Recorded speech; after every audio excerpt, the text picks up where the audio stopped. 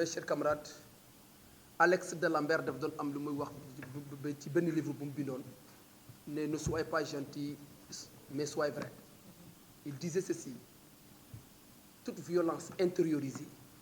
ou extériorisée est un manque de mots que la personne cherche dans le dictionnaire pour pouvoir s'exprimer. mooy ne arrogance yaradeku ak xamadi ci nit ki lay nekk. Président Macky Sall kenn mësu ko gis mu wax bu déplacé. D'ailleurs même ñun loo tax ñu doon taxé de ragal parce que ñun président lañ doon xool comportement am ak yarinam ñun ñu demee noonu ñoom ñu bëgg a profité nag ci yari nit ki bu ko dénaturer ñu ne nag tiens président may ñu tuuti rek ñu woon leen ne ñoom li ñuy def gënuñ ko mën xanaa kay ñun politique bu ñu jàng ak yar bu ñu jàngal ci politique bi nga xam dañ ko def entre politique gentleman ngay def débat d'idées mais pas de débat de caniveau ñun loolu lañ doon prôné mais on est obligé maintenant jàmmarloog ñoom ci li ñu def xam ne gënuñ koo mën fu mu nekk nii nag par rapport à la violence et à l'insurrection ñooñu ñëpp xam nañ li cette mascarade là mooy ne saa waay dafa demoon pour dampu ci salon boo xamante ne moom agenda politique am kenn xamu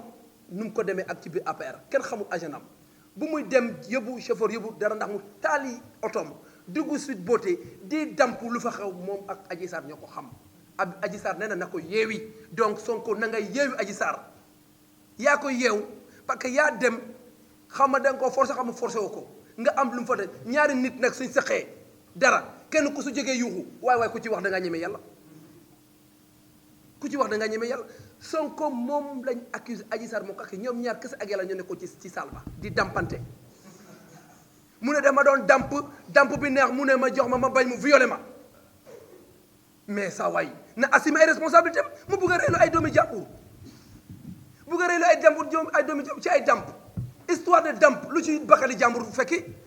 lu ci manipulation ami waaye nit góor da ngay doon jantal soo nekkee yëf yi di koy def mu di lay neex saay bu amee conséquence da koy endossé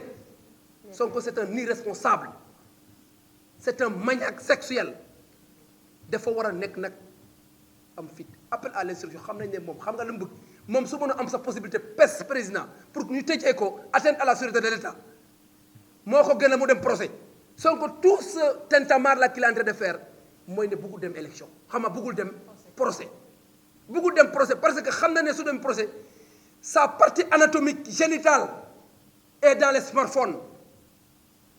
loolu la bëggul gars yi génnee te ñun nag dañu lancé procès public lañ laajte bëgguñ ay procès huis clos de procès public télévision yi nekk fii 7TV RFM ñëpp toutes les chaînes de télévision ñëw def ko en live direct ci réseaux sociaux ñuy xool vidéo yi di ko délecté di ko xool avec plaisir et avec enthousiasme ñu xam ne le maniaque sexuel de Pastef là c'est un incongru incohérent qui essaie de se masquer dans la foule pour fondre cette déception qu'il aura. nga xam ne ñoom ñuy def la promotion de l'homosexualité xam nga en marketing de communication nee nañ le promoteur souvent day utiliser tur bi pour attaquer pour faire comprendre aux Sénégalais que ne lii am na opposition ci loolu lañ nekk. yaakaar naa ne Ousmane Sonko bi nga xam ne mooy Ousmane Sonko moom bu mu faloo mairie première commission bu mu njëkk a recevoir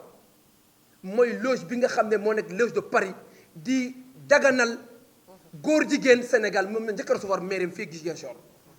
kooku mooy valider mariage homosexualité bu nekk France yor propagande homosexualité section Afrique kooku noonu la Ousmane Sonko recevoir. yéen journalistes yaa leen di wax kenn ci yéen kaasu ko Ousmane Sonko moom dafa recevoir moom moo njëkk a recevoir loge homosexuelle yi nga xam ñoo nekk France ñoom ñu daganal mariage homosexualité France mu ñëw fii recevoir ko Ziguinchor dem nekk ak moom ay guddi ak bëccëg pendant 2 à 3 jours ñu jóg a ñibbi kooku suñu amee agenda homosexualité Sénégal kooku c'est l'instigateur c'est le prototype c'est le ambassadeur au Sénégal c'est cette opposition là qui sont là entre opposition bi nga xam ne ñoo fi nekk di tudd tur boobu noonu tur bu salté boobu ñoom ñoo def la propagande en réalité de l'homosexualité putain ci lekk xaalis homosexuel ci la nekk donc il faut que ñoom ñu barricadé wu organiser ay manifestations fay nag ay boy yi ay journée 25000 ay journée 15000 ay journée 7000 pour ñoom ñu ñëw manifestation président dafa leer lu mu wax bu mu demee OCDE nee na leen Sénégal tant que man yàgg na di koy wax yàgg na di koy yaakaar naa ne question boobu ça n'a plus sa raison d'être moom kay ku ñu koy posé mooy opposants yi nga xam ne ñoom ñooy yor agenda homosexuel du Sénégal ñu leen di manipuler pour ñu attaquer suñu kilifa diine di attaquer suñu kilifa aada yi di attaquer suñu waajur yi pour faire passer le message mais nañ xam ne tant que président Macky Sall a ngi fi homosexualité mënul am Sénégal mënu fi légal ñoom loolu en réalité ñoom ils veulent te mosu leen dégg nag ñu wax affaire homosexualité opposition bi wax ci mosuñ ciy wax lu ñaaw mosuñoo xas ay homosexuels mosuñ def ay communiqué de presse xas loge LGBT yi ñoom ñoo yor agenda LGBT ñoom ñoom ay ñoo nekk ay homosexuels ñoom ñoo yor ay lobby ñoom ñoo la ñuy manipuler lobby homosexuel ñoom la ñuy manipuler pour déstabiliser Sénégal parce que xam nañu Sénégal nanguwuñ ko suñu fondamentaux bugguñ ko suñu constitution def ko incriminer ñoom ñoo am envie bugg a esnobeler Sénégalais bugg a nax Sénégalais c'est cohérent prétentieux ñoom ñoo nekk fii pour faire véhiculer le message des LGBT mais loolu ça ne passera pas ça ne marchera pas parce que nous avons compris te Sénégal nañ xam ne président Macky Sall tant que mu ngi fii loolu du fi moo nekk waaye nag ñoom ku leen jox as tout pouvoir xam ne suñ doom yi ak suñuy rakk yi jigéen yi dinañ am problème parce que respecté wuñ jigéen nawloo jigéen te ñoom sax faalewuñ jigéen parce que ay homosexuel lañ ñu kilifa ak suñuy waajur te ñuy dugg pale ñëpp ay kilifa lañ ñu nawlu leen ñu jàngee fu ñu waree jàng uutee xam-xam fu ñu ko war a uutee nekk ay nit ay citoyens moo tax yoo xamante ne ils font partie des gens qui sont en train de semer les édifices de l'émergence de notre cher pays ñooñu soo toogee leen di saaga yaakaar naa ne fekk ne moom dañ yaay ju baax moo ko jur ku yaay ju baax jur doo saaga yaayi jàmm ku ndey gu baax jur ñu jure la ci njureel bu baax ci njureel bu honnête waroo se permettre di waxi ñaaw yooyu ci ay femmes sénégalaises man def ma métti na ma trop te bala doo xam naa ne man su nekkoon ne face to face dama koy door gon dem tëdd kaso dama koy rey ba pare ne leen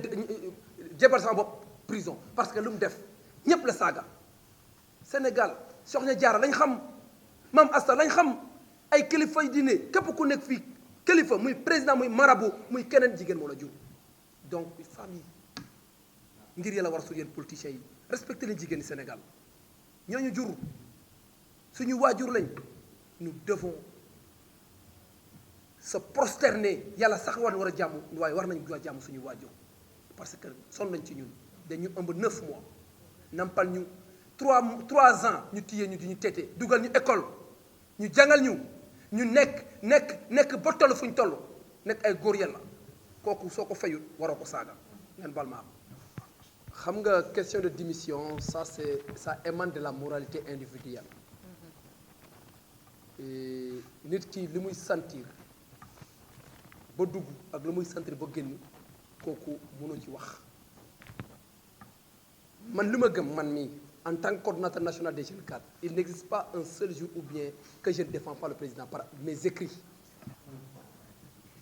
ou bien aller à la télé et l'ensemble des militants de l'Alliance pour la République et les responsables font pareil. Combien de gens sont dans l'Alliance pour la République et n'ont pas été investis? La politique, c'est l'engagement, le dévouement, la loyauté, l'abnégation et le désintéressement. Man lii la xam ci politique te yaakaar naa ne suñ camarades yépp nag comprendre nañ exactement nu mu fi demee. Le camarade qui a démissionné hier, c'est un ami, je l'ai appelé parce qu'on a eu à faire des combats. A porté beaucoup de combats, a mené beaucoup de combats pour le président de la République. Je demeure convaincu qu'il ne peut pas quitter notre bateau. Il ne peut pas quitter et il ne quittera pas. Il sera là et il va rester. Parce que je sais que, fort intérieurement, il ne croit qu'au président Macky Sall. Quels que soient les intrigues et les manipulations, il ne croit qu'au président et il restera là. Il ne va pas quitter. Et c'est que l'appel que je lance à tous mes camarades de l'Alliance pour la République et la mouvance présidentielle élargie, notre dénominateur commun, c'est son excellent monsieur le président Macky Sall. man du ministre moo may humilier du DG moo may humilier du PCA moo ma mën a humilier tant que président mu ngi fi nekk loo ma wax garaawul ce qui m'intéresse c'est de défendre le président Macky Sall. Ce qui m'intéresse, je suis militant du président Macky Sall et je vais le défendre quels que soient les coups et les terribles orients que je peux subir. Et mes chers journalistes, beaucoup de gens sont témoins de beaucoup de choses venant de ma part, que les gens m'ont attaqué. Ils ont même venu jusqu'à chez moi pour m'attaquer, étant des membres de l'Alliance de la République. Mais là, on est intrépide. Quand on s'engage, on s'engage. Donc, yaakaar naa ne moom waxtaan nañ maag moom te yaakaar naa il va revenir à de meilleurs sentiments incha allah ñun ñëpp nañ boole doon benn loolu mooy appel bi.